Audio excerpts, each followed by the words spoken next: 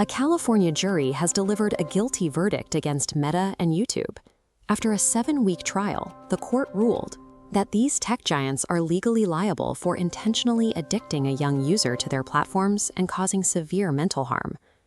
This legal earthquake centered at the Stanley Mosque Courthouse in Los Angeles.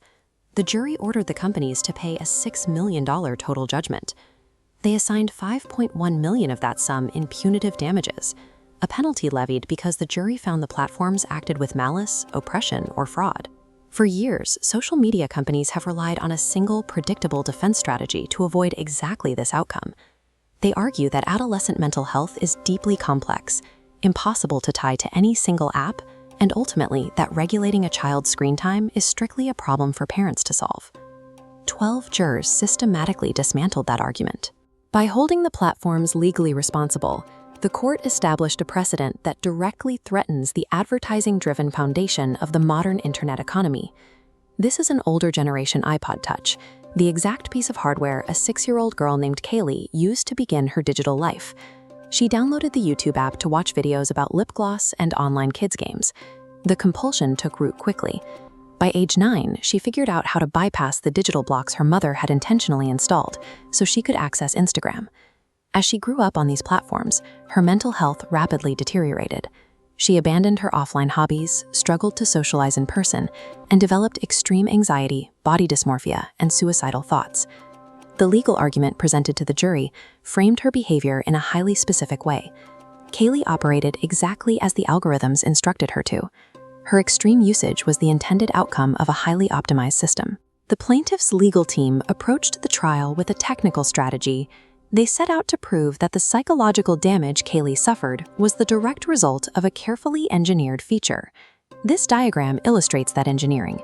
Features like infinite scrolling and autoplay videos are designed to eliminate natural stopping cues.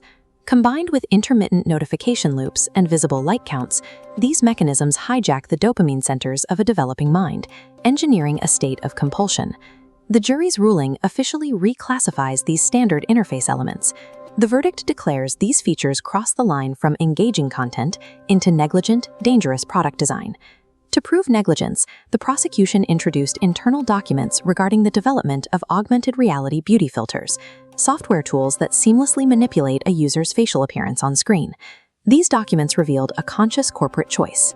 Meta executives pushed beauty filters into production, ignoring warnings from 18 internal experts about the psychological dangers they pose to young users. In the courtroom, the companies deflected. Meta's lawyers attempted to blame Kaylee's turbulent relationship with her parents for her mental health struggles.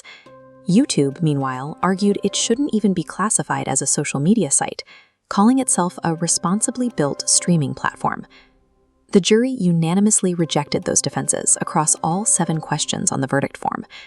The jury assigned exactly 70% of the total blame for Kaylee's harm to Meta and 30% to YouTube. The court decided that calculated corporate decisions prioritizing engagement and profit were the primary catalysts for a child's mental health crisis. A $6 million penalty is a rounding error for trillion-dollar conglomerates like Meta and Alphabet. But the precedent this verdict sets exposes a massive vulnerability in their operations. This data visualization shows why. Kaylee's lawsuit is a bellwether trial, a test case predicting how future litigation will be handled. That single red dot represents her case.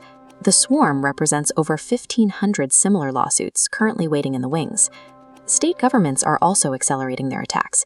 Just 1 day prior, a separate jury in New Mexico hit Meta with a $375 million verdict for violating consumer protection laws and failing to protect children from predators on its platforms. This sequence of legal defeats provides a replicable blueprint for lawmakers and parents to financially cripple the engagement-first business model.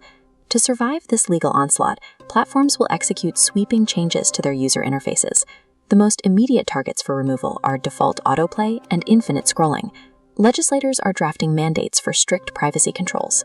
These include government ID age verification, locking underage accounts, and enforcing maximum privacy settings. Take a look at this comparison. We are witnessing a repeat of the 1990s lawsuits against big tobacco, the legal battles that eradicated how cigarettes were engineered, sold, and advertised to youth. The unregulated era of social media design has reached its conclusion. Tech executives can no longer hide behind the complexity of their algorithms because the legal system is finally holding the architects of those systems accountable.